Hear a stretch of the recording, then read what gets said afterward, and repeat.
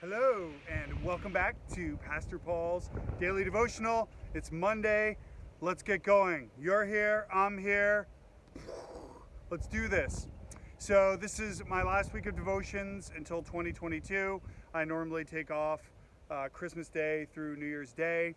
So enjoy these, and please come back and rejoin me beginning of January.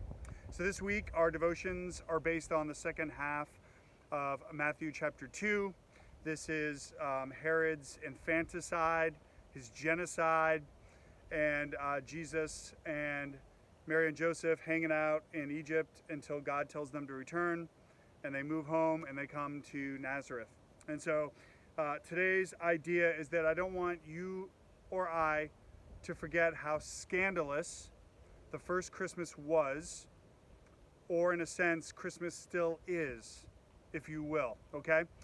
Philip Yancey, in his book, The Jesus I Never Knew, says this. He says, quote, while the Jesuit missionary Matteo Ricci went to China in the 16th century, he brought along samples of religious art to illustrate the Christian story for the people who had never heard it. Visuals, that's good.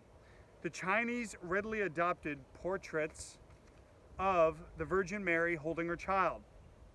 But when he produced paintings of the crucifixion and tried to explain that the God-child had grown up only to be executed, okay, the audience reacted with revulsion and horror. They much preferred the Virgin and insisted on worshiping her rather than the crucified God. He continues, as I thumbed through my stack of Christmas cards, I realized that we in Christian countries do much the same thing. Here speaking of much of the West. We observe a mellow, domesticated holiday purged of any hint of scandal. Above all, we purge it from any reminder of how the story that began in Bethlehem turned out at Calvary. So this week, as we get close to Christmas Day, let's not sanitize Christmas, but let's embrace the fullness of Christmas.